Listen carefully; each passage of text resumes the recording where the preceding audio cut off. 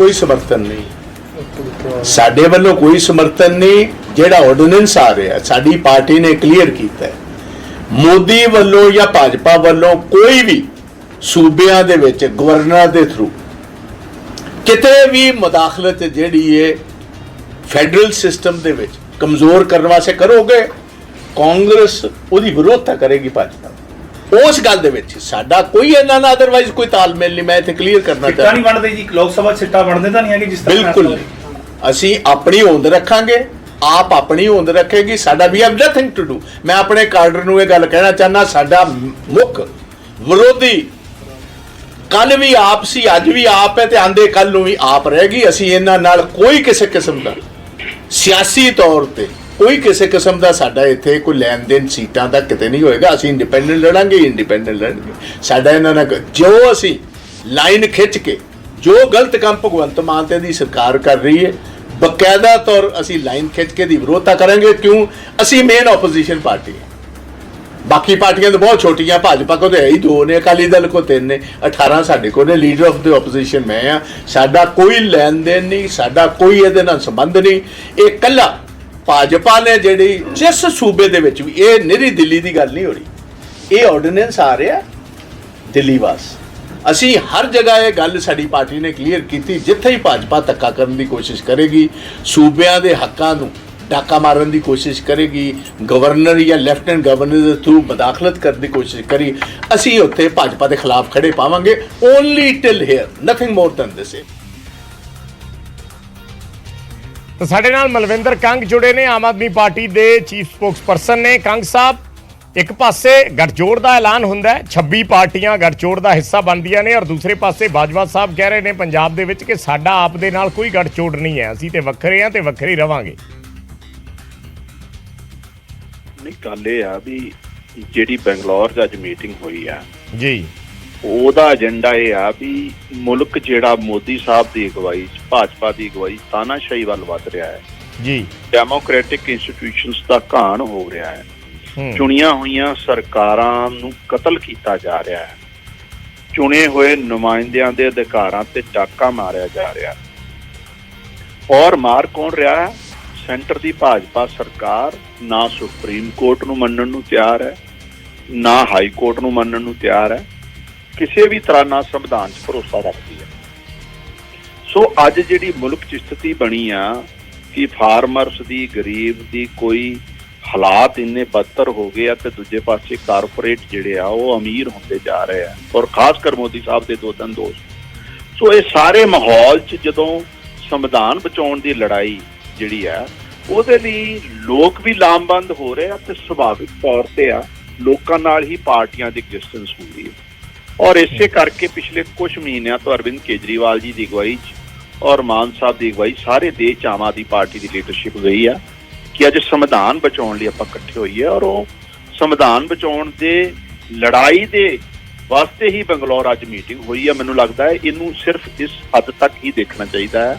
ਆਉਣ ਵਾਲੇ ਇਲੈਕਸ਼ਨ 'ਚ ਕਿੰਨੇ ਲੜਨਾ ਹੈ, ਕਿੱਥੋਂ ਲੜਨਾ ਹੈ, ਨਹੀਂ ਲੜਨਾ, ਕਿਸ ਤਰ੍ਹਾਂ ਲੜਨਾ ਹੈ, ਇਹ नहीं, कंग साहब इकट्ठे होने का मतलब तो यही है ना कि रल के चोणां लड़नियां, होर इकट्ठे किस लिहाज नाल होना?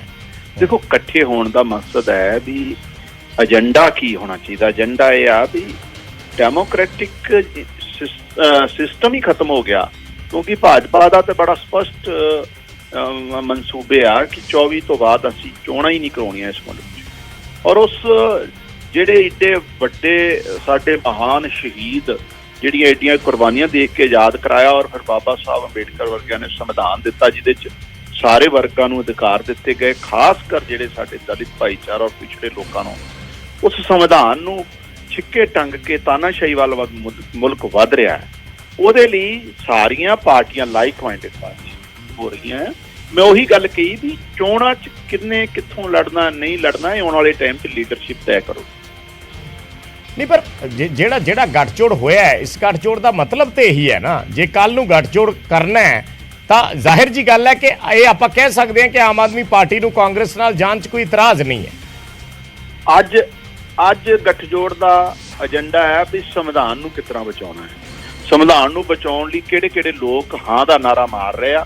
वो हाँ का नारा मारन लई ही ਬੰਗਲੌਰ ਮੀਟਿੰਗ ਹੋਈ ਆ, ਪਟਨਾ ਵੀ ਮੀਟਿੰਗ ਹੋਈ ਸੀ, ਔਰ ਪਿਛਲੇ ਦਿਨਾਂ 'ਚ ਅਸੀਂ ਦੇਖਿਆ ਹੈ ਵੀ ਇੱਕ ਐਗਜ਼ਾਮਪਲ ਮੈਂ ਦੇ ਦਾਂ ਕਿ ਦਿੱਲੀ ਦੀ ਚੁਣੀ ਹੋਈ ਸਰਕਾਰ ਨੂੰ ਜਦੋਂ ਸੁਪਰੀਮ ਕੋਰਟ ਨੇ ਵੀ ਡਾਇਰੈਕਸ਼ਨਾਂ ਦੇ ਦਿੱਤੀਆਂ ਵੀ ਲੋਕਾਂ ਦੀ ਚੁਣੀ ਹੋਈ ਸਰਕਾਰ ਰੀਅਲ ਸੈਂਸ ਗਵਰਨਮੈਂਟ ਹੈ, ਉੱਥੇ ਮੋਦੀ ਸਾਹਿਬ ਬਲੈਕ ਆਰਡੀਨੈਂਸ ਲੈ ਕੇ ਆਉਂਦੇ ਆ, ਜਿਹਦਾ ਵਿਰੋਧ ਜਿਹੜਾ ਕਾਂਗਰਸ ਨੇ ਵੀ ਹੁਣ ਕੀਤਾ ਹੈ। ਸੋ ਮੇਰਾ ਕਹਿਣ ਤੋਂ ਭਾਵ ਸੀ ਬਰਾੜ ਸਾਹਿਬ, ਜਿਹੜੀ ਤੁਸੀਂ ਗੱਲ ਮੈਂ ਲਾਸਟ ਕਹੀ ਆ ਵੀ ਇਲੈਕਸ਼ਨ ਨੂੰ ਲੈ ਕੇ ਕੀ ਸਟ੍ਰੈਟਜੀ ਹੋਊਗੀ, ਕਿਸ ਤਰ੍ਹਾਂ ਦੀ ਹੋਊਗੀ, ਉਸ ਲੀਡਰਸ਼ਿਪ ਆਉਣ ਵਾਲੇ ਟਾਈਮ 'ਚ ਤੈਅ ਕਰੂਗੀ। ਹਜੇ ਤੇ ਏਜੰਡਾ ਸੈੱਟ ਹੋ ਰਿਹਾ ਹੈ। ਏਜੰਡਾ ਕੀ ਹੋਣਾ ਚਾਹੀਦਾ ਵਿਰੋਧੀ? ਏਜੰਡਾ ਇਹ ਆ ਕਿ ਦੇਸ਼ ਨੂੰ ਤਾਨਾਸ਼ਾਹ ਬਣਨ ਤੋਂ ਰੋਕਣਾ ਹੈ, ਦੇਸ਼ ਦੇ ਸੰਵਿਧਾਨ ਨੂੰ ਬਚਾਉਣਾ। ਨਹੀਂ, ਜਿਹੜੀ ਚੀਜ਼ ਤੇ ਜਿਹੜੀ ਸਟ੍ਰੈਟਜੀ ਹੈ, ਜਿਹੜੀ ਸਟ੍ਰੈਟਜੀ ਸੈੱਟ ਹੋ ਰਹੀ ਹੈ, ਜੋ ਅੱਜ ਉੱਥੇ ਬੁਲਾਰਿਆਂ ਨੇ ਬੋਲਿਆ, ਇਨਕਲੂਡਿੰਗ ਅਰਵਿੰਦ ਕੇਜਰੀਵਾਲ ਹੋਰਾਂ ਨੇ ਵੀ ਬੋਲਿਆ ਕਿ ਸਾਡਾ ਮਕਸਦ ਹੈ ਮੋਦੀ ਨੂੰ ਹਰਾਉਣਾ, ਪ੍ਰਧਾਨ ਮੰਤਰੀ ਮੋਦੀ ਨੂੰ ਜਾਂ ਬੀਜੇਪੀ ਨੂੰ ਹਰਾਉਣਾ, ਔਰ ਉਹਦੇ ਲਈ ਅਸੀਂ ਇਕੱਠੇ ਹੋ ਕੇ ਚੱਲਾਂਗੇ ਦਾ ਮਤਲਬ ਹੈ ਕਿ ਇਕੱਠੇ ਹੋ ਕੇ ਲੜਾਂਗੇ। ਮੈਂ ਇਹੀ ਪੁੱਛਣਾ ਚਾਹ ਰਿਹਾ ਵੀ ਇਹਦਾ ਮਤਲਬ ਤੇ ਇਹੀ ਹੈ ਕਿ ਫਿਰ ਆਮ ਆਦਮੀ ਪਾਰਟੀ ਜਦੋਂ ਕਾਂਗਰਸ ਉਸ ਦੇ ਵਿੱਚ ਸਭ ਤੋਂ ਵੱਡਾ ਗਰੁੱਪ ਹੈ, ਉਹਦਾ ਹਿੱਸਾ ਤੇ ਬਣ ਚੁੱਕੀ ਹੈ।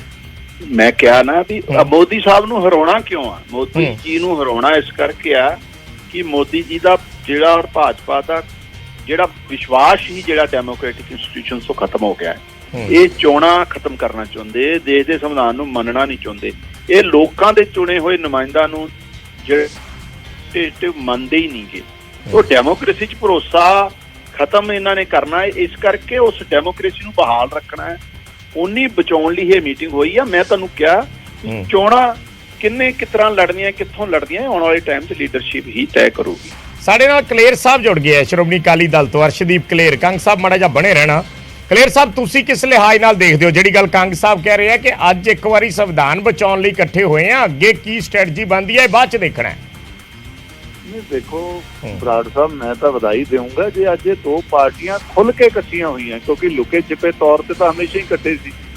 ਇਹ ਜਿਹੜੀਆਂ ਚੀਜ਼ਾਂ ਇਤਿਹਾਸ ਦੇ ਵਿੱਚ ਵੀ ਹੋਈਆਂ ਨੇ ਜਾਂ ਪਿਛੋਕੜ ਦੇ ਵਿੱਚ ਹੋਈਆਂ, ਕੰਗ ਸਾਹਿਬ ਉਹ ਤੋਂ ਵੀ ਮੁਨਕਰ ਨਹੀਂ ਹੋ ਸਕਦੇ। ਅਰਵਿੰਦ ਕੇਜਰੀਵਾਲ ਨੇ ਆਪਣੇ ਬੱਚਿਆਂ ਦੀ ਸਹੁੰ ਖਾਣ ਦੇ ਬਾਵਜੂਦ ਵੀ ਪਹਿਲੀ ਸਰਕਾਰ ਕਾਂਗਰਸ ਦੇ ਗੱਠਜੋੜ ਨਾਲ ਹੀ ਬਣਾਈ ਸੀ। ਪਰ ਅੱਜ ਸਵਾਲ ਤਾਂ ਇਹ ਉੱਠਦਾ ਹੈ ਕਿ ਜਿਹੜੀ ਪਾਰਟੀ ਦਾ ਜਨਮ ਹੀ ਕਾਂਗਰਸ ਦੀ ਕਰਪਸ਼ਨ ਦੇ ਵਿਰੁੱਧ ਹੋਇਆ ਸੀ, ਆਮ ਆਦਮੀ ਪਾਰਟੀ ਕਿੱਥੋਂ ਜਨਮੀ? ਅਰਵਿੰਦ ਕੇਜਰੀਵਾਲ ਦਾ ਇੱਕ ਲੀਡਰ ਦੇ ਤੌਰ ਤੇ ਜਨਮ ਕਿੱਥੋਂ ਹੋਇਆ? ਜਿਹੜਾ ਅੰਨਾ ਹਜ਼ਾਰੇ ਦਾ ਅੰਦੋਲਨ ਸੀ, ਉਹ ਅੰਦੋਲਨ ਯੂਪੀਏ ਸਰਕਾਰ ਦੇ ਕਰਪਸ਼ਨ ਦੇ ਖਿਲਾਫ ਸੀ, ਉਹਦੇ ਚੋਂ ਜਨਮੇ। ਬਾਅਦ ਦੇ ਵਿੱਚ ਉਹਨਾਂ ਨਾਲ ਸਰਕਾਰ ਬਣਾਈ। ਔਰ ਅੱਜ ਪੰਜਾਬ ਦੇ ਵਿੱਚ ਵੀ ਆਮ ਆਦਮੀ ਪਾਰਟੀ ਕੀ ਗੱਲ ਕਰ ਰਹੀ ਹੈ? ਇਹ ਕਹਿ ਰਹੇ ਨੇ ਜੀ ਕਿ ਕਾਂਗਰਸ ਨੇ ਪੰਜਾਬ ਨੂੰ ਲੁੱਟਿਆ, ਕਾਂਗਰਸ ਦੇ ਮੰਤਰੀਆਂ ਨੇ ਵੱਡੇ ਘਪਲੇ ਕੀਤੇ, ਅਸੀਂ ਫੜ ਕੇ ਉਹਨਾਂ ਨੂੰ ਜੇਲ੍ਹ ਦੇ ਵਿੱਚ ਸਿੱਟ ਰਹੇ ਹਾਂ। ਪਰ ਜਿਸ ਤਰੀਕੇ ਦੇ ਨਾਲ ਅੱਜ ਅਲਾਇੰਸ ਕੀਤਾ ਗਿਆ, ਤਾਂ ਅੱਜ ਇਹਨਾਂ ਦੇ ਚਿਹਰੇ, ਜਿਹੜੀ ਇਹਨਾਂ ਦੀ ਲੁਕਵੀਂ ਖੇਡ ਹੈ, ਉਹ ਪੰਜਾਬੀਆਂ ਦੇ ਸਾਹਮਣੇ ਆ ਗਈ ਹੈ ਕਿ ਇਹ ਦੋਨੋਂ ਇੱਕੋ ਸਿੱਕੇ ਦੇ ਦੋ ਪਹਿਲੂ ਨੇ। ਹੁਣ ਮਾਲਵਿੰਦਰ ਕੰਗ ਸਾਹਿਬ ਜਿਵੇਂ ਮਰਜ਼ੀ ਸ਼ਬਦਾਂ ਦਾ ਹੇਰ-ਫੇਰ ਕਰ ਲੈਣ ਕਿ ਜੀ ਇਹ ਬਾਅਦ ਦੇ ਵਿੱਚ ਡਿਸਾਈਡ ਕਰਾਂਗੇ ਜੀ ਕਿਹਨੇ ਕਿੱਥੋਂ ਲੜਨਾ ਹੈ। ਇੱਕ ਗੱਲ ਸਪਸ਼ਟ ਹੋ ਗਈ ਹੈ ਕਿ ਇਹ ਪਾਰਟੀਆਂ ਦਾ ਗੱਠਜੋੜ ਹੋ ਚੁੱਕਿਆ 2024 ਦੇ ਲਈ, ਤੇ 2024 ਦੇ ਲਈ ਇਹਨਾਂ ਨੇ ਇਕੱਠੇ ਚੋਣ ਲੜਨੀ ਹੈ।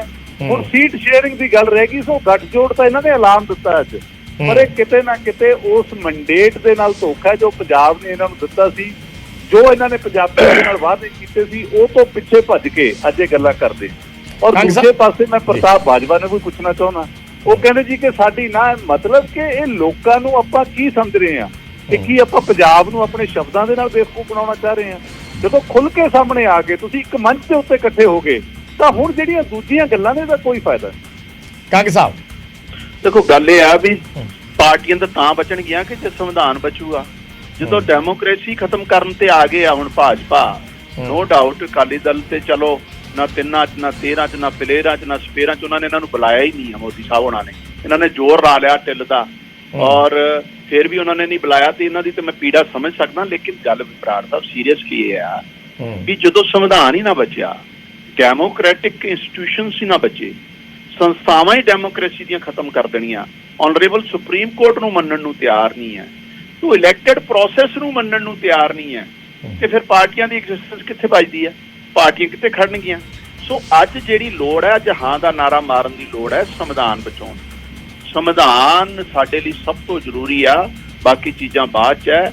ਬਾਕੀ ਵੀ ਸਭ ਕੁਝ ਹੋ ਜਾਣਾ ਠੀਕ ਜਦੋਂ ਤੁਹਾਡਾ ਡੈਮੋਕ੍ਰੈਟਿਕ ਪ੍ਰੋਸੈਸ ਠੀਕ ਬਣਿਆ ਰਹੂਗਾ। ਲੇਕਿਨ ਮੋਦੀ ਸਾਹਿਬ ਹੋਣਾ ਦੀ ਪੂਰਾ ਢਿੱਲ ਦਾ ਜ਼ੋਰ ਲੱਗਿਆ ਹੋਇਆ, ਕਿਸੇ ਨਾ ਕਿਸੇ ਤਰੀਕੇ ਨਾਲ ਜਿਹੜਾ ਆ 24 ਦਾ ਇਲੈਕਸ਼ਨ ਟਪਾ ਲਈਏ ਤੇ ਉਸ ਤੋਂ ਬਾਅਦ ਤੇ ਚੋਣਾਂ ਜਿਸ ਤਰ੍ਹਾਂ ਚਾਈਨਾ ਜਾਂ ਰਸ਼ੀਆ 'ਚ ਹੋ ਰਿਹਾ ਹੈ, ਤੇ ਅਸੀਂ ਉਹ ਤਰੀਕਾ ਅਪਣਾਉਣਾ ਆ ਔਰ ਉਸੇ ਤਰੀਕੇ ਕਰਕੇ ਹੀ ਉਸ ਤਰੀਕੇ ਤੋਂ ਲੋਕਾਂ ਨੇ ਸੁਚੇਤ ਹੋ ਕੇ ਸਾਰੀ ਦੇਸ਼ ਦੇ ਲੋਕ ਲਾਮਬੰਦ ਹੋ ਰਹੇ ਆ।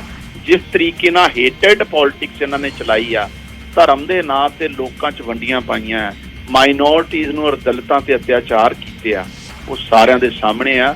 ਕਿਸਾਨੀ ਜਵਾਨੀ ਹਾਈਐਸਟ ਲੈਵਲ ਤੇ ਬੇਰੁਜ਼ਗਾਰ ਹੈ।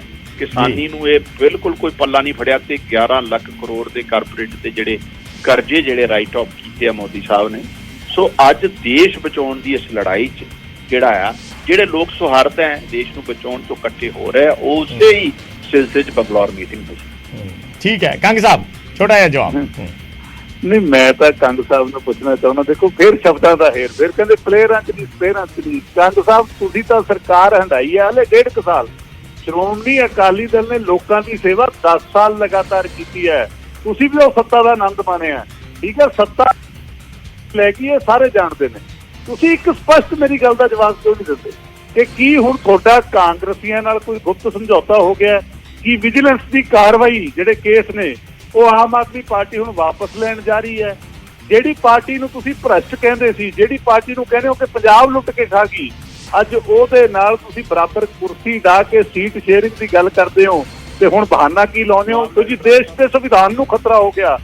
ਅਰਵਿੰਦ ਕੇਜਰੀਵਾਲ ਦੇ ਉੱਤੇ ਜਦੋਂ ਕੋਈ ਗੱਲ ਆ ਜਾਂਦੀ ਹੈ ਫਿਰ ਮੈਂ ਕਲੇਰ ਸਾਹਿਬ ਤੁਹਾਨੂੰ ਮਾੜਾ ਜਿਹਾ ਹੋਲਡ ਕਰਨਾ ਚਾਹੂੰਗਾ। ਮਨਜਿੰਦਰ ਸਿਰਸਾ ਸਾਹਿਬ ਵੀ ਜੁੜ ਗਏ ਨੇ ਸਾਡੇ ਨਾਲ, ਇੱਕ ਰਿਐਕਸ਼ਨ ਲੈਣਾ ਹੈ। ਸਿਰਸਾ ਸਾਹਿਬ, ਤੁਸੀਂ ਕਿਸ ਲਿਹਾਜ਼ ਨਾਲ ਦੇਖਦੇ ਹੋ? ਕੰਗ ਸਾਹਿਬ ਜੁੜੇ ਹੋਏ ਨੇ, ਮਲਵਿੰਦਰ ਕੰਗ ਹੋਰੀ, ਉਹ ਕਹਿ ਰਹੇ ਨੇ ਕਿ ਅਸੀਂ ਇੱਕ ਵਾਰੀ ਸੰਵਿਧਾਨ ਦੇ ਖਿਲਾਫ ਜਿਹੜੀ ਲੜਾਈ ਆ ਉਹਦੇ 'ਚ ਇਕੱਠੇ ਹੋਏ ਆ, ਸੀਟਾਂ ਕੱਲ ਨੂੰ ਲੜਨਾ ਨਹੀਂ ਲੜਨਾ ਇਹ ਬਾਅਦ ਦੀਆਂ ਗੱਲਾਂ ਨੇ, ਅੱਗੇ ਦੇਖਿਆ ਜਾਊਗਾ। ਕੁਛ ਨਹੀਂ ਜੀ, ਇਹ ਕਰਪਸ਼ਨ ਦੇ ਵਿਚਾਰੇ ਇਕੱਠੇ ਹੋਏ ਨੇ, ਇਹਨਾਂ ਦਾ ਕਸੂਰ ਕੋਈ ਨਹੀਂ। ਪੈਸੇ ਸਾਰੇ ਰਿਸ਼ਵਤਖੋਰ ਜਿੰਨੇ ਫੜੇ ਗਏ ਨੇ, ਜਿੰਨੇ ਬੇਈਮਾਨ ਕਰਪਟ ਜੇਲ੍ਹਾਂ 'ਚ ਬੰਦ ਨੇ, ਉਹ ਸਾਰੇ ਇਕੱਠੇ ਹੋਏ ਨੇ। ਹੋਣਾ ਵੀ ਚਾਹੀਦਾ। ਔਰ ਤੁਸੀਂ ਅਕਸਰ ਦੇਖਿਆ ਹੋਵੇ, ਕਦੇ ਤੁਸੀਂ ਵਿਆਹ ਫੰਕਸ਼ਨਾਂ ਤੇ ਵੀ ਜਾਓ, ਤੁਸੀਂ ਦੇਖੋਗੇ ਇੱਕ ਸਾਈਡ ਤੇ ਵਕੀਲ ਖੜੇ ਗੱਲਾਂ ਕਰ ਰਹੇ ਹੁੰਦੇ ਨੇ, ਦੂਜੇ ਪਾਸੇ ਡਾਕਟਰ ਖੜੇ ਆਪਣੇ ਆਪਣੇ ਗੱਲਾਂ ਕਰ ਰਹੇ ਹੁੰਦੇ ਨੇ, ਤੀਜੇ ਪਾਸੇ ਜਿਹੜੇ ਤਿਹਾੜ ਜੇਲ੍ਹ ਦੇ ਹੁੰਦੇ ਨੇ ਲੋਕ ਬਾਹਰ ਆਏ ਹੁੰਦੇ ਨੇ, ਉਹ ਗੱਲਾਂ ਕਰ ਰਹੇ ਹੁੰਦੇ ਨੇ ਕਿ ਭਾਈ ਜੇਲ੍ਹ 'ਚ ਜੇਲਰ ਆਏ ਆ, ਜੇਲਰ ਆਏ। ਇਸ ਕਰਕੇ ਸਾਰੇ ਜੇਲ੍ਹਾਂ ਵਾਲੇ ਇਕੱਠੇ ਹੋਏ ਨੇ ਤੇ ਕਰਪਟ ਔਰ ਬੇਈਮਾਨ ਲੋਕ ਇਕੱਠੇ ਹੋਏ ਨੇ। ਇਹਨਾਂ ਦਾ ਇੱਕ ਹੀ ਏਜੰਡਾ ਹੈ ਕਿ ਜਿਹੜੀ ਕਰਪਸ਼ਨ ਕਰਕੇ ਪੈਸਾ ਇਕੱਠਾ ਕੀਤਾ ਸੀਗਾ ਉਹ ਤਾਰ-ਤਾਰ ਹੁੰਦਾ ਜਾ ਰਿਹਾ ਹੈ। ਕਿਸ ਤਰ੍ਹਾਂ ਕਰਪਸ਼ਨ ਦੇ ਜਿਹੜੇ ਇੰਨੇ ਵੱਡੇ ਵਾਰ ਹੋ ਰਹੇ ਨੇ ਕਰਪਸ਼ਨ ਦੇ ਖਿਲਾਫ, ਉੱਥੋਂ ਕਿਵੇਂ ਬਚਿਆ ਜਾਵੇ। ਸੋ ਇੱਕ ਹੀ ਏਜੰਡਾ, ਤੁਸੀਂ ਇਹਨਾਂ ਚੋਂ ਕਿਸੇ ਦਾ ਨਾਮ ਚੁੱਕ ਕੇ ਦੇਖ ਲਓ, ਭਾਵੇਂ ਲਾਲੂ ਪ੍ਰਸਾਦ ਯਾਦਵ ਜੀ ਹੋਣ, ਭਾਵੇਂ ਅਖਿਲੇਸ਼ ਯਾਦਵ ਜੀ ਹੋਣ, ਭਾਵੇਂ ਮਮਤਾ ਜੀ ਉਹਨਾਂ ਦਾ ਭਤੀਜਾ ਹੋਵੇ, ਚਾਹੇ ਅਰਵਿੰਦ ਕੇਜਰੀਵਾਲ ਜੀ ਦੇ ਸਾਥੀ ਮਨੀਸ਼ ਸਿਸੋਦੀਆ ਜੀ ਔਰ ਬਾਕੀ ਹੋਣ, ਸਾਰੇ ਕਰਪਟ ਲੋਕ ਇਕੱਠੇ ਹੋਏ ਨੇ। ਔਰ ਇਹ ਉਹ ਕਰਪਟ ਲੋਕ ਨੇ ਜਿਨ੍ਹਾਂ ਨੂੰ ਖੁਦ ਕਦੀ ਅਰਵਿੰਦ ਕੇਜਰੀਵਾਲ ਜੀ ਸਭ ਤੋਂ ਵੱਡੇ ਦੇਸ਼ ਦੇ ਕਰਪਟ ਬੰਦੇ ਦੱਸਦੇ ਸੀ। ਉਹ ਗੱਲ ਵੱਖਰੀ ਆ, ਅੱਜ ਉਹਨਾਂ ਦੀ ਮਜਬੂਰੀ ਆ ਕਰਪਸ਼ਨ ਨਾਲ ਖੜੇ ਹੋਣਾ, ਕਿਉਂਕਿ ਕਰਪਟ ਨਾਲ ਹੀ ਖੜਾ ਹੋਏਗਾ ਜਾ ਕੇ। ਸੋ ਜਿਹਨਾਂ ਦੀ ਜਿਹੜੀ ਜਗ੍ਹਾ ਸੀ ਕਰਪਸ਼ਨ ਵਾਲੇ ਲੋਕ ਕਰਪਸ਼ਨ ਨਾਲ ਜਾ ਕੇ ਖੜੇ ਹੋ ਗਏ। ਕੰਗ ਸਾਹਿਬ, ਤੁਹਾਡਾ ਜਵਾਬ ਚਾਹਾਂਗਾ। ਦੇਖੋ, ਮੈਂ ਦੋਨਾਂ ਦਾ ਜਵਾਬ ਦੂੰਗਾ। ਪਹਿਲਾਂ ਮੈਂ ਕਲੇਰ ਸਾਹਿਬ ਛੋਟੇ ਵੀਰ ਦਾ ਜਵਾਬ ਦੇਦਾ। ਇਹਨਾਂ ਨੇ ਕਿਹਾ ਸੱਤਾ ਢਾਈ, ਮੈਂ ਬਿਲਕੁਲ ਰਿਹਾ 1.5 ਸਾਲ ਰਿਹਾ, 2 ਸਾਲ ਰਿਹਾ, ਲੇਕਿਨ ਜਦੋਂ ਭਾਜਪਾ ਨੇ ਪੰਜਾਬ ਦੇ ਇੰਟਰਸਟ ਦੇ ਖਿਲਾਫ ਗੱਲ ਕੀਤੀ, ਮੈਂ ਕੋਰ ਗਰੁੱਪ ਔਰ ਜਨਰਲ ਸੈਕਟਰੀ ਦੇ ਜਿਹੜੀ ਪੋਸਟ ਨੂੰ ਲੱਤ ਮਾਰ ਕੇ ਆਇਆ, ਪੰਜਾਬ ਦੇ ਨਾਲ ਖੜਿਆ। ਜਿਹੜੇ ਕਾਲੇ ਬਿੱਲ ਅਕਾਲੀ ਦਲ ਨੇ ਮਿਲ ਕੇ ਭਾਜਪਾ ਨਾਲ ਪੰਜਾਬ ਦੀ ਕਿਸਾਨੀ ਨੂੰ ਖਤਮ ਕਰਨ ਲਈ ਬਣਾਏ ਸੀ। ਸੋ ਅਸੀਂ ਪੰਜਾਬ ਨਾਲ ਖੜੇ ਹਾਂ, ਡਟ ਕੇ ਖੜੇ ਹਾਂ। ਦੂਜੀ ਗੱਲ ਜਿਹੜੀ ਕਰਪਸ਼ਨ ਨੂੰ ਲੈ ਕੇ ਕਹੀ ਹੈ ਸਿਰਸਾ ਸਾਹਿਬ ਨੇ, ਦੇਖੋ 2 ਦਿਨ ਪਹਿਲਾਂ ਅਜੀਤ ਪਵਾਰ ਬਾਰੇ ਔਰ ਪ੍ਰਫੁੱਲ ਪਟੇਲ ਬਾਰੇ ਮੋਦੀ ਸਾਹਿਬ ਭਾਸ਼ਣ ਦਿੰਦੇ ਆ ਔਰ ਠੋਕ ਕੇ ਨਾਂ ਲੈ ਕੇ ਦਿੰਦੇ ਆ। 2 ਦਿਨ ਬਾਅਦ ਮੋਦੀ ਸਾਹਿਬ ਉਹਨਾਂ ਨੂੰ ਜੁਆਇਨ ਕਰਾ ਕੇ ਡਿਪਟੀ ਸੀਐਮ ਬਣਾ ਦਿੰਦੇ। ਇਸੇ ਤਰੀਕੇ ਨਾਲ ਭਾਜਪਾ ਨੇ ਕਈ ਮਹੀਨਿਆਂ ਤੱਕ ਹੈਮੰਤ ਬਿਸ਼ਵਾ ਜਿਹੜੇ ਆਸਾਮ ਦੇ ਮੁੱਖ ਮੰਤਰੀ, ਉਹਨਾਂ ਦੇ ਖਿਲਾਫ ਧਰਨੇ ਲਾਏ ਭਾਜਪਾ ਦੀ ਯੂਨਿਟ ਨੇ, ਔਰ ਬੀਜੇਪੀ ਜੁਆਇਨ ਕਰ ਲਈ ਔਰ ਉਹਨਾਂ ਨੂੰ ਮੁੱਖ ਮੰਤਰੀ ਬਣਾਤਾ, ਦੁੱਧ ਧੁੱਪੇ ਹੋ ਗਏ। ਇਸੇ ਤਰੀਕੇ ਨਾਲ ਮੁਕੁਲ ਦੇਵ ਦਾ ਜਿਹੜਾ ਵੈਸਟ ਬੰਗਾਲ, ਇਸੇ ਤਰੀਕੇ ਨਾਲ ਵਿਆਪਮ ਘੁਟਾਲੇ ਸ਼ਿਵਰਾਜ ਸਿੰਘ ਚੌਹਾਨ ਦੇ ਖਿਲਾਫ ਇੰਨੇ ਵੱਡੇ ਚਾਰਜਸ ਸੀ, ਉਹ ਅੱਜ ਤੱਕ ਉਹਨਾਂ ਨੂੰ ਮੁੱਖ ਮੰਤਰੀ ਬਣਾ ਰੱਖਿਆ। ਯਦੂਰੱਪਾ ਨੂੰ ਇਹਨਾਂ ਨੇ ਮੁੱਖ ਮੰਤਰੀ ਬਣਾ ਰੱਖਿਆ। ਔਰ ਪੰਜਾਬ 'ਚ ਬਰਾੜ ਸਾਹਿਬ, ਮੈਂ ਪੰਜਾਬ 'ਚ ਆਵਾਂ, ਭਾਜਪਾ ਨੇ ਸ਼ਿਆਮ ਸੁੰਦਰ ਅਰੋੜਾ ਹੋਣ, ਚਾਹੇ ਬਲਬੀਰ ਸਿੱਧੂ ਜੀ ਹੋਣ, ਚਾਹੇ ਕਾਂਗੜ ਸਾਹਿਬ ਹੋਣ, ਸਾਰਿਆਂ ਦੇ ਖਿਲਾਫ ਸੜਕਾਂ ਤੋਂ ਲੈ ਕੇ ਸੰਸਦ ਤੱਕ ਪ੍ਰਦਰਸ਼ਨ ਕੀਤਾ, ਵਿਧਾਨ ਸਭਾ ਤੱਕ। ਔਰ ਕੀ ਇਹ ਕਰਪਟ ਲੋਕ ਹੈ, ਕਰਪਸ਼ਨ ਹੈ, ਖਾ ਕੇ ਲੁੱਟ ਕੇ ਉਹਨਾਂ ਤੇ ਭਾਜਪਾ ਨੇ ਪਟਾ ਪਵਾ ਲਿਆ, ਉਹ ਦੋਜੇ ਧੁੱਪੇ ਹੋ ਗਏ। ਸੋ ਕਰਪਸ਼ਨ ਨੂੰ ਲੈ ਕੇ ਭਾਜਪਾ ਦੀ ਜਿਹੜੀ ਦੋਗਲੀ ਨੀਤੀ ਹੈ ਸਾਰੇ ਦੇਸ਼ ਦੇ ਸਾਹਮਣੇ ਉਜਾਗਰ ਹੋ ਗਈ ਆ। ਮੋਦੀ ਸਾਹਿਬ ਨੂੰ ਅਗਰ ਮੋਹ ਹੈਗਾ ਆ ਤੇ ਅਡਾਨੀ ਹੋਣਾ ਨਾਲ ਹੈਗਾ। ਸਾਰਾ ਕਾਰਪੋਰੇਟ ਨੂੰ ਦੇਤਾ, ਤੇਲ, ਕੋਲਾ, ਬਿਜਲੀ, ਪਾਣੀ, ਜਹਾਜ਼, ਐਰੋਪਲੇਨ, ਕੋਈ ਛੱਡਿਆ ਹੀ ਨਹੀਂ। ਤੇ ਕਿਸਾਨ ਜਿਹੜਾ ਆ ਕਿਸ ਬੱਤਰ ਹਾਲਾਤ 'ਚ ਜੀ ਰਿਹਾ ਹੈ। ਸਾਰਿਆਂ ਨੂੰ ਪਤਾ ਹੈ ਕੋਵਿਡ ਦੇ ਦੌਰਾਨ ਹਜ਼ਾਰਾਂ ਲੋਕ ਯੂਪੀ ਦੀਆਂ ਸੜਕਾਂ ਤੇ ਭੁੱਖੇ ਨਾ ਮਰ ਗਏ। ਸੰਸਕਾਰ ਲਈ ਜਗ੍ਹਾ ਨਹੀਂ ਭਾਜਪਾ ਨੇ ਦਿੱਤੀ। ਮਾਈਨੋਰਟੀਜ਼ ਔਰ ਦਲਿਤਾਂ ਦੇ ਖਿਲਾਫ ਭਾਜਪਾ ਦੇ ਲੀਡਰ ਇਸ ਹੱਦ ਤੱਕ ਅਤਿਆਚਾਰ ਕਰ ਰਹੇ ਆ, ਰੇਪ ਕਰਕੇ ਦਲਿਤਾਂ ਦੀਆਂ ਬੱਚੀਆਂ ਨੂੰ ਸਾੜ ਦਿੰਦੇ ਆ। ਇਹ ਭਾਜਪਾ ਦਾ ਅਸਲੀ ਚਿਹਰਾ ਆ। ਓਲੰਪੀਅਨ ਖਿਡਾਰੀਆਂ ਸਾਡੀਆਂ ਜਿਹੜੀਆਂ ਉਹਨਾਂ ਨਾਲ ਭਾਜਪਾ ਦੇ ਮੈਂਬਰ ਪਾਰਲੀਮੈਂਟ ਜਿਸ ਤਰੀਕੇ ਨਾਲ ਸੈਕਸੁਅਲ ਹਰਾਸਮੈਂਟ ਕਰਦੇ ਆ, ਅਤਿਆਚਾਰ ਕਰਦੇ, ਮੋਦੀ ਸਾਹਿਬ ਉਹਨਾਂ ਨੂੰ ਬਾਹਰ ਦਾ ਰਸਤਾ ਨਹੀਂ ਦਿਖਾਉਂਦੇ।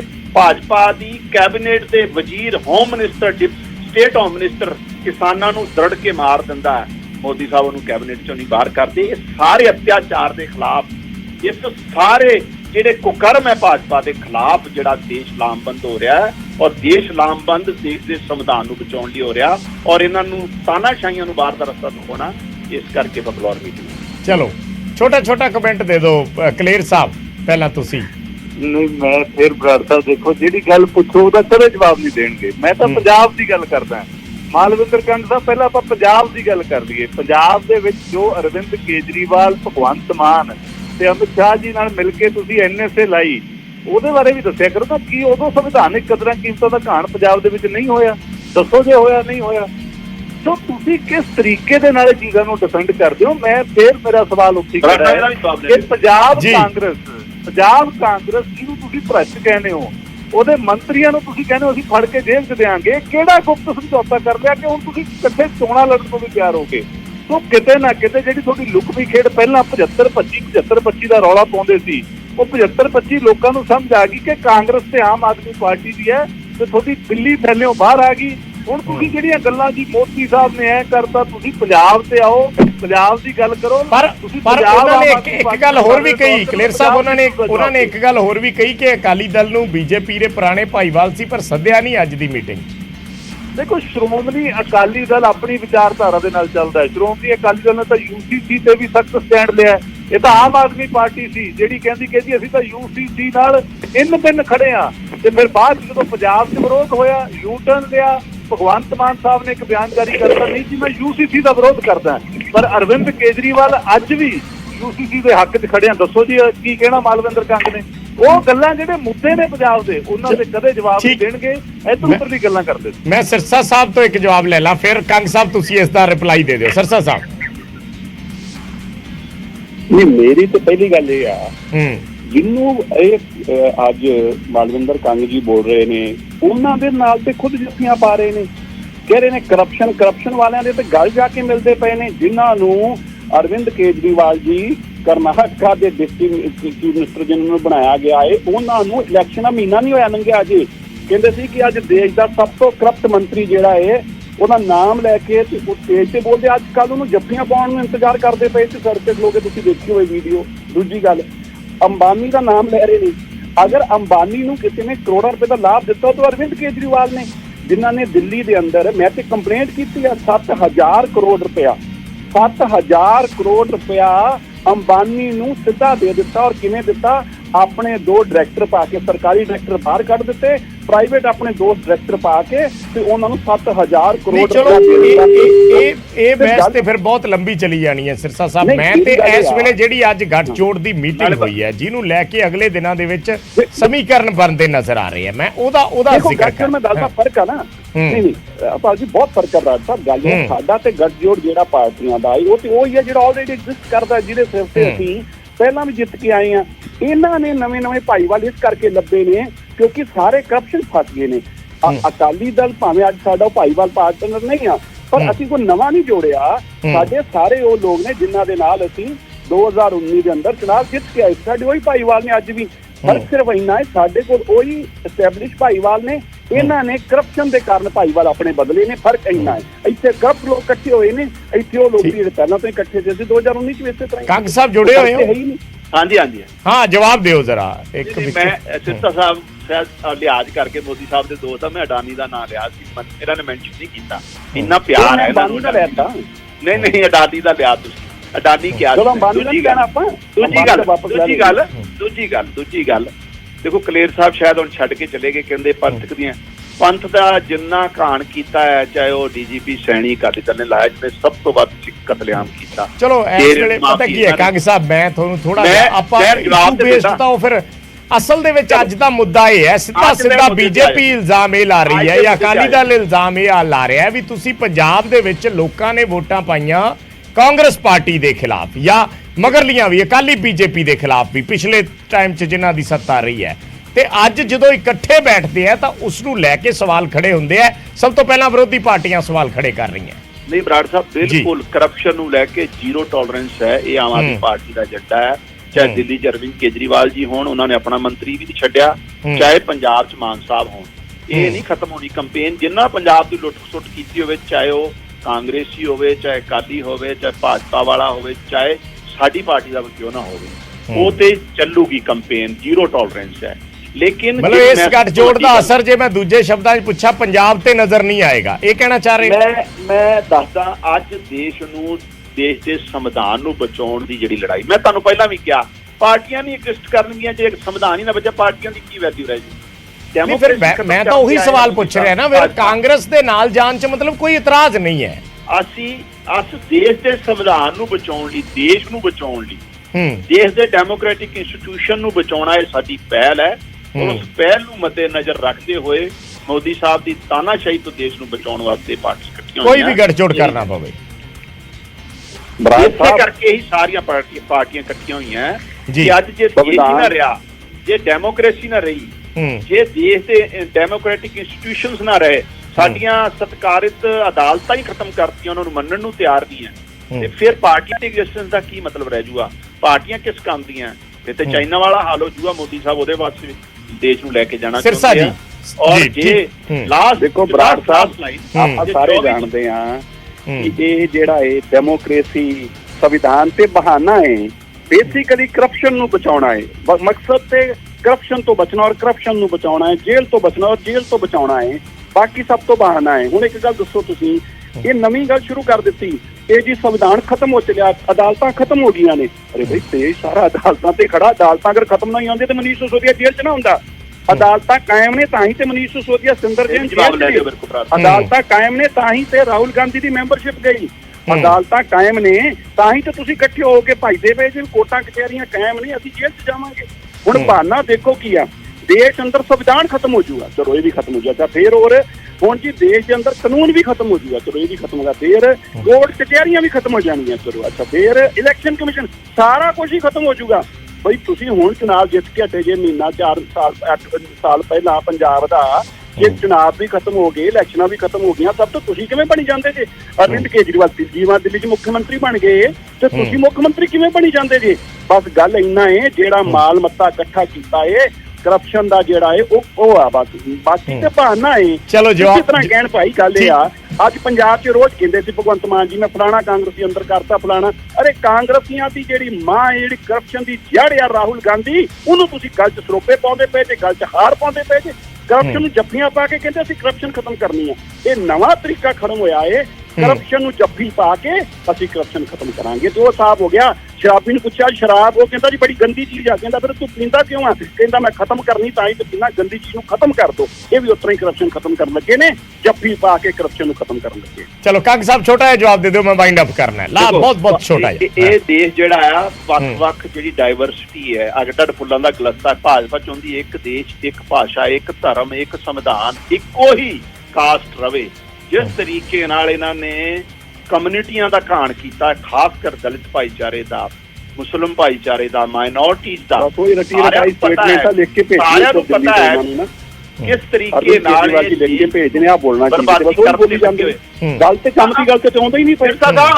ਤੁਹਾਨੂੰ ਨਾ ਮੇਰੀ ਬੇਨਤੀ ਸੁਣੋ, ਵੈਸੇ ਮੈਨੂੰ ਬੋਲਣਾ ਨਹੀਂ ਚਾਹੀਦਾ, ਤੁਸੀਂ ਡੈਕਰਮ ਰੱਖਿਆ ਕਰੋ। ਮੈਂ ਤੁਹਾਨੂੰ ਅੱਗੇ ਵੀ ਕਿਹਾ ਮਿਆਦ ਨਾ ਰੱਖੀ ਦਾ ਹੁੰਦਾ। ਮੈਂ ਤੇ ਕਿਹਾ ਵੀ ਰੱਟੀ ਰਟਾਈ ਇੰਨਾ ਡੈਕਰਮ ਨਹੀਂ ਬੋਲਦਾ ਮੈਂ, ਤੁਹਾਨੂੰ ਇੰਨਾ ਪਤਾ ਹੋਵੇ ਨਾ। ਇਹੀ ਤੁਹਾਡੀ ਗੱਲ ਹੈ, ਅਨਪੜਾਂ ਦਾ ਟੋਲਾ ਹੈ, ਤੁਹਾਨੂੰ ਪਤਾ ਹੀ ਨਹੀਂ ਡਿਬੇਟ ਕਿਸ ਤਰ੍ਹਾਂ ਕਰਨੀ ਹੈ। ਚਲੋ ਭਾਈ ਸਾਹਿਬ ਤੁਸੀਂ ਪੜ੍ਹੇ ਲਿਖੇ ਜੇ, ਇਹੀ ਤੁਹਾਡਾ ਹਾਲ ਹੈ। ਲਿਖੇ ਲੋਕ ਹੀ ਕਰ ਰਹੇ ਆ। ਸਿਰਫ ਇਹ ਚਾਹੁੰਦੇ ਸਾਡੇ ਵਪਾਰ ਚੱਲਦੇ ਰਹਿਣ, ਦੇਸ਼ ਜਾਵੇ ਜਿੱਥੇ ਮਰਜ਼ੀ ਪਹੁੰਚ ਜਾਣਦੇ ਨਾ। ਸਾਡੇ ਵਪਾਰ ਵਾਲੇ ਜੇਲ੍ਹ 'ਚ ਬੈਠੇ ਨੇ, ਜਿਹੜੇ ਵਪਾਰ ਵਾਲਾ ਪਤਾ, ਜਿਹੜੇ ਗੁਰਦੁਆਰੇ ਖਾ ਕੇ ਬਹਿ ਗਏ ਬੀਜੇਪੀ ਦੇ ਪੈਰਾਂ 'ਚ, ਸਾਰਿਆਂ ਨੂੰ ਸ਼ਰਾਬ ਦਾ ਵਪਾਰ ਕਰਦੇ ਸੀ, ਉਹ ਜੇਲ੍ਹ 'ਚ ਬੈਠੇ ਨੇ। ਗੁਰਦੁਆਰੇ ਦੀ ਗੋਲਕਾਂ ਖਾਣ ਵਾਲਿਆਂ ਨੂੰ ਪਤਾ ਹੈ। ਘੱਟੋ ਘੱਟ ਇੰਨਾ ਤਾਂ ਅਸੀਂ ਧਿਆਨ ਰੱਖਦੇ ਹਾਂ ਕਿ ਜਿਹੜਾ ਵਿੱਚ ਨਾ ਬੋਲਿਆ ਕਰੋ। ਤੁਹਾਡੀ ਦਿੱਕਤ ਇਹ ਆ, ਤੁਹਾਨੂੰ ਇਹੀ ਪਤਾ ਹੀ ਨਹੀਂ ਡਿਬੇਟ ਕਿਸ ਤਰ੍ਹਾਂ ਕਰਦੀ ਆ। ਮੈਂ ਵਿੱਚ ਨਹੀਂ। ਚਲੋ ਪਤਾ ਰੱਖਿਆ ਕਰੋ। ਦੇਖੋ ਬਰਾੜ ਸਾਹਿਬ ਜੀ। ਸਿੱਖਾਂਗੇ ਹੁਣ ਇਹਨਾਂ ਦੀ ਦਿੱਕਤ ਇਹ ਆ ਇਹਨਾਂ ਨੂੰ ਬੋਲਣ ਦਾ ਪਤਾ ਨਹੀਂ ਤੁਹਾਡੇ ਤੋਂ ਸਿੱਖਦੇ ਹਾਂ ਕੰਗ ਸਾਹਿਬ, ਤੁਹਾਡੇ ਤੋਂ ਸਿੱਖਾਂਗੇ ਹੁਣ ਆ ਕੇ। ਨਾ ਤੁਸੀਂ ਸਾਡੇ ਕੋਲ ਕੀ ਸਿੱਖਣਾ, ਤੁਹਾਡਾ ਲੈਵਲ ਬਣਾਓ ਡਿਬੇਟ ਕਰਨ ਦਾ, ਕੁਝ ਡਿਬੇਟ ਕਰਨ ਦਾ ਲੈਵਲ ਬਣਾਈਦਾ ਹੁੰਦਾ, ਵਿੱਚ ਨਹੀਂ ਬੋਲੀਦਾ ਦੂਜੇ ਨਹੀਂ ਚਲੋ ਕੋਈ ਬਣਾ ਕੇ ਦੇਖੋ। ਬਾਕੀ ਤਾਂ ਦੇਖ ਮੈਂ ਤੁਹਾਡੇ ਵਿੱਚ ਨਹੀਂ ਬੋਲਿਆ, ਦੇਖੋ ਤੁਸੀਂ ਵੱਡੇ ਹੋ, ਮੈਂ ਤਾਂ ਪਰ ਮੈਨੂੰ ਮਜਬੂਰ ਕਰਦੇ, ਦੁਪਹਿਰੇ ਵੀ ਤੁਸੀਂ ਇਹੀ ਕੰਮ ਕੀਤਾ, ਮੈਂ ਵਿੱਚ ਨਹੀਂ ਬੋਲਦਾ। ਮੈਂ ਆਪ ਤੁਹਾਡੀ ਗੱਲ ਸੁਣੀ, ਮੈਂ ਜਵਾਬ ਵੀ ਦਮ ਰੱਖੋ ਨਾ ਜਵਾਬ ਲੈਣ ਦਾ, ਦਮ ਰੱਖ। ਮੈਂ ਸੁਣ ਹੀ ਰਿਹਾ ਗੱਲ ਇਹ ਆ ਤੁਸੀਂ ਇੱਧਰ ਉੱਧਰ ਭੱਜ ਗੱਲ ਇਹ ਆ ਨਹੀਂ ਮੈਂ ਨਹੀਂ ਭਜਦਾ, ਭੱਜਣ ਵਾਲੇ ਨਹੀਂ ਚਲੋ ਮੈਂ ਦੂਜਾ ਸਵਾਲ ਪੁੱਛ ਲੈਣਾ, ਠੀਕ ਹੈ, ਮੈਂ ਦੂਜਾ ਸਵਾਲ ਪੁੱਛ ਲੈਣਾ। ਪ੍ਰਤਾਪ ਸਿੰਘ ਬਾਜਵਾ ਨੇ ਅੱਜ ਕਲੀਅਰ ਕੱਟ ਕਿਹਾ ਹੈ ਕਿ ਸਾਡਾ ਆਪ ਦੇ ਨਾਲ ਕੋਈ ਗੱਠਜੋੜ ਨਹੀਂ ਹੈ, ਅਸੀਂ ਪੰਜਾਬ 'ਚ ਵਿਰੋਧੀ ਆ ਉਹਨਾਂ ਦੇ, ਜਾਂ ਆਪ ਸਾਡੀ ਵਿਰੋਧੀ ਹੈ ਤੇ ਵਿਰੋਧੀ ਰਹੂਗੀ। ਦੇਖੋ ਉਹ ਤਾਂ ਇਸ ਬਿਆਨ ਨੂੰ ਕਿਵੇਂ ਦੇਖਦੇ ਹੋ? ਡੈਫੀਨੇਟਲੀ ਹੈ, ਕਰਪਸ਼ਨ ਨੂੰ ਲੈ ਕੇ ਕੋਈ ਕੰਪਰੋਮਾਈਜ਼ ਨਹੀਂ ਕਰਨਾ। ਔਰ ਬਾਜਵਾ ਸਾਹਿਬ ਤੇ ਉਦੋਂ ਕਹਿੰਦੇ ਸੀ ਜਿਹੜਾ ਬਲੈਕ ਆਰਡੀਨੈਂਸ ਮੋਦੀ ਸਾਹਿਬ ਦੀ ਸਰਕਾਰ ਲੈ ਕੇ ਆਈ ਹੈ, ਉਹ ਸਰਕਾਰਾਂ ਜਿਹੜੀ ਚੁਣੀ ਹੋਈ ਸਰਕਾਰਾਂ ਨੂੰ ਤਾਕਤਾਂ ਖਤਮ ਕਰਨ ਦਾ, ਉਹਦਾ ਸਪੋਰਟ ਵੀ ਨਹੀਂ ਅਸੀਂ ਕਰਨਾ, ਉਹਦਾ ਮਤਲਬ ਵਿਰੋਧ ਨਹੀਂ ਅਸੀਂ ਕਰਨਾ। ਉਹ ਤੇ ਸੈਂਟਰ ਲੀਡਰਸ਼ਿਪ ਨੇ ਤੈਅ ਕੀਤਾ, ਕਿਉਂਕਿ ਗੱਲ ਇਹ ਨਹੀਂ ਕਿ ਗੱਲ ਮੈਂ ਜਿਹੜੀ ਇਹਦਾ ਮਤਲਬ ਹੈ ਵੀ ਜਿਹੜਾ ਉਤਲੇ ਜਿਹੜਾ ਨੈਸ਼ਨਲ ਲੀਡਰਸ਼ਿਪ ਨੇ ਤੈਅ ਕਰ ਲਿਆ ਉਹਦੇ 'ਚ ਸਟੇਟ ਲੀਡਰਸ਼ਿਪ ਕੁਝ ਨਹੀਂ ਕਰ ਸਕਦੀ। ਜੇ ਉੱਪਰਲੇ ਲੈਵਲ ਤੇ ਗੱਠਜੋੜ ਹੋ ਗਿਆ ਤਾਂ ਪੰਜਾਬ 'ਚ ਵੀ ਚੱਲੇਗਾ। ਮੈਨੂੰ ਨਹੀਂ ਪਤਾ ਉਹਨਾਂ ਦੀ ਲੀਡਰਸ਼ਿਪ ਕੀ ਤੈਅ ਕਰਦੀ ਹੈ। ਸਾਡੀ ਲੜਾਈ ਦੇਸ਼ ਦੇ ਸੰਵਿਧਾਨ ਨਹੀਂ, ਉਹਨਾਂ ਨੇ ਤਾਂ ਤੈਅ ਕਰ ਹੀ ਲਿਆ ਜੀ। 26 ਪਾਰਟੀਆਂ, ਕੰਗ ਸਾਹਿਬ ਕਹਿਤਾ, ਅਰਵਿੰਦ ਕੇਜਰੀਵਾਲ ਦਾ ਬਿਆਨ ਹੈ ਅੱਜ ਕਿ 26 ਪਾਰਟੀਆਂ ਇਕੱਠੀਆਂ ਹੋ ਗਈਆਂ ਜੀ, ਉਹਦੇ 'ਚ ਕਾਂਗਰਸ ਮੇਨ ਪਾਰਟੀ ਹੈ। ਨਹੀਂ ਮੈਂ ਉਹੀ ਤੇ ਕਹਿ ਰਿਹਾ, ਸਾਡਾ ਮਕਸਦ ਇਹ ਆ ਕਿ ਮੋਦੀ ਸਾਹਿਬ ਦੀ ਤਾਨਾਸ਼ਾਹੀ ਤੋਂ ਦੇਸ਼ ਨੂੰ ਬਚਾਉਣਾ ਹੈ, ਦੇਸ਼ ਦੇ ਭਾਈਚਾਰੇ ਨੂੰ ਬਚਾਉਣਾ ਹੈ, ਭਾਵੇਂ ਕਾਂਗਰਸ ਨਾਲ ਜਾਣਾ ਪਵੇ। ਮੈਂ ਕਹਿੰਦਾ ਉੱਥੇ ਆਲਰੇਡੀ ਮੀਟਿੰਗ ਚੱਲ ਰਹੀ ਹੈ, ਸਾਰੀਆਂ ਪਾਰਟੀਆਂ ਉੱਥੇ ਜਿਹੜਾ ਦੇਸ਼ ਨੂੰ ਬਚਾਉਣਾ ਚਾਹੁੰਦੀਆਂ, ਜਿਹੜੇ ਸੰਵਿਧਾਨ ਨੂੰ ਬਚਾਉਣਾ ਚਾਹੁੰਦੀਆਂ। ਮੈਂ ਇਹੀ ਚਾਹੁੰਦਾ ਸੀ ਕਿ ਸਪਸ਼ਟ ਜਵਾਬ, ਤਾਨਾਸ਼ਾਹੀ ਨਹੀਂ ਦੇਸ਼ 'ਚ ਬਦਲਣਾ ਚਾਹੁੰਦਾ ਦੇਸ਼ ਨੂੰ। ਜਿਹੜਾ ਬਾਬਾ ਸਾਹਿਬ ਅੰਬੇਡਕਰ ਨੇ ਸੰਵਿਧਾਨ ਦਿੱਤਾ, ਜਿਹੜੇ ਸਾਡੇ ਹਜ਼ਾਰਾਂ ਸ਼ਹੀਦਾਂ ਨੇ ਕੁਰਬਾਨੀਆਂ ਦਿੱਤੀਆਂ ਇਸ ਖੂਬਸੂਰਤ ਮੁਲਕ ਲਈ, ਉਸ ਦੇਸ਼ ਦੀ ਡੈਮੋਕ੍ਰੇਸੀ ਨੂੰ, ਵਿਲੱਖਣਤਾ ਨੂੰ, ਭਾਈਚਾਰੇ ਨੂੰ, ਸਾਰਿਆਂ ਨੂੰ ਬਚਾਉਣਾ ਚਾਹੁੰਦੇ। ਉਹਦੇ ਲਈ ਹਾਂ ਦਾ ਨਾਰਾ ਜਿਹੜੇ ਮਾਰ ਰਹੇ। ਸੋ ਸਿਰਸਾ ਸਾਹਿਬ, ਕੁੱਲ ਮਿਲਾ ਕੇ ਪੰਜਾਬ ਦੀ ਸਿਆਸਤ ਜਾਂ ਦਿੱਲੀ ਦੀ ਸਿਆਸਤ ਦੀ ਗੱਲ ਨਹੀਂ ਹੈ ਜਿਹੜੀ ਗੱਲ ਕੰਗ ਸਾਹਿਬ ਕਹਿ ਰਹੇ ਨੇ ਕਿ ਇਹ ਦੇਸ਼ ਨੂੰ ਬਚਾਉਣ ਦੀ ਲੜਾਈ ਹੈ ਔਰ ਅਸੀਂ ਵੱਡੇ ਸੰਦਰਭ 'ਚ ਇਕੱਠੇ ਹੋਏ ਹਾਂ, ਛੋਟੀਆਂ ਚੀਜ਼ਾਂ ਤੇ ਨਹੀਂ ਮੱਥਾ ਬੱਚੀ ਕਰਨੀ ਜੀ। ਹਾਂ, ਮੈਂ ਤਾਂ ਮੰਨ ਨਹੀਂ ਰਿਹਾ, ਬਿਲਕੁਲ ਠੀਕ ਕਹਿ ਰਹੇ ਨੇ, ਕਿਉਂਕਿ ਇਹ ਕੁਝ ਸਟੇਟ ਦੀ ਲੜਾਈ ਤੇ ਹੈ ਨਹੀਂ।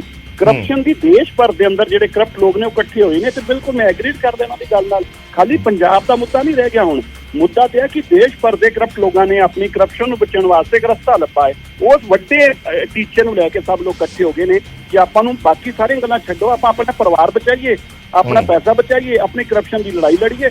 ਸੋ ਗੱਲ ਤੇ ਬੜੀ ਸਿੰਪਲ ਹੈ, ਮੈਂ ਤਾਂ ਮੰਨ ਹੀ ਰਿਹਾ ਕਿ ਪੰਜਾਬ ਦੀ ਲੜਾਈ ਨਹੀਂ ਰਹੇਗੀ। ਇਹ ਬੇਸਿਕਲੀ ਵੱਡਾ ਮੁੱਦਾ ਹੈ ਕਰਪਸ਼ਨ ਦਾ ਔਰ ਪਰਿਵਾਰਵਾਦ ਦਾ, ਉਸ ਮੁੱਦੇ ਲਈ ਲੈ ਕੇ ਸਾਰੇ ਇਕੱਠੇ ਹੋਏ ਨੇ। ਚਲੋ ਅਗਲੇ ਦਿਨਾਂ ਦੇ ਵਿੱਚ ਜੀ ਕੰਗ ਸਾਹਿਬ ਦੇਖੋ, ਕਰਪਸ਼ਨ ਦਾ ਤੇ ਇਹ ਹਾਲ ਹੈ, ਮੈਂ ਤੁਹਾਨੂੰ ਅੱਗੇ ਵੀ ਗਿਣਾਏ ਕਿ ਮਨੀਸ਼ ਸਿਸੋਦੀਆ ਜੀ ਨੂੰ ਇਹ ਬੀਜੇਪੀ ਨੇ ਆਫਰ ਦਿੱਤੀ, ਤੁਹਾਨੂੰ ਸੀਐਮ ਬਣਾ ਦਿੰਦੇ, ਸਾਡੇ ਨਾਲ ਰਲ ਦਿਓ, ਅਗਲੇ ਦਿਨ ਕੇਸ ਕੋਈ ਨਹੀਂ ਰਹੂਗਾ। ਇਹੀ ਹਾਲਾਤ ਜੀ ਅਜੀਤ ਪਵਾਰ ਨਾਲ ਹੋਏ ਆ, ਇਹੀ ਹਾਲਾਤ ਮੁਕੁਲ ਦੇਵ ਨਾਲ ਹੋਏ, ਇਹੀ ਅਮਿਤ ਬਿਸ਼ਵੇ ਨਾਲ। ਬੀਜੇਪੀ 'ਚ ਜਿਹੜਾ ਆ ਜਾਂਦਾ ਦੁੱਧ ਦਾ ਧੁੱਪਾ ਹੋ ਜਾਂਦਾ। ਮਤਲਬ ਇਹ ਆ ਕਿ ਜਿੰਨੇ ਵੀ ਦੇਸ਼ ਦੇ ਮਹਾਨ ਕਰਪਟ ਲੋਕ ਸੀ, ਜਿਨ੍ਹਾਂ ਨੇ ਬੀਜੇਪੀ ਜੁਆਇਨ ਕਰ ਲਈ, ਉਹ ਦੁੱਧ ਦੇ ਧੁੱਪੇ ਹੋ ਗਏ। ਕਰਪਸ਼ਨ ਦੀ ਸ਼ਰਨਗਾਹ ਅੱਜ ਕੋਈ ਹੈਗੀ ਹੈ ਕਰਪਸ਼ਨ ਦੀ ਦੇਸ਼ ਤੇ, ਉਹ ਭਾਜਪਾ ਆ, ਮੋਦੀ ਸਾਹਿਬ ਦੀ ਸਰਕਾਰ ਹੈ ਔਰ ਭਾਜਪਾ ਪਾਰਟੀ। ਚਲੋ ਮੈਂ ਮੇਰੇ ਕੋਲੇ ਸਮਾਂ ਨਹੀਂ ਬਚਿਆ ਜੀ ਹੁਣ।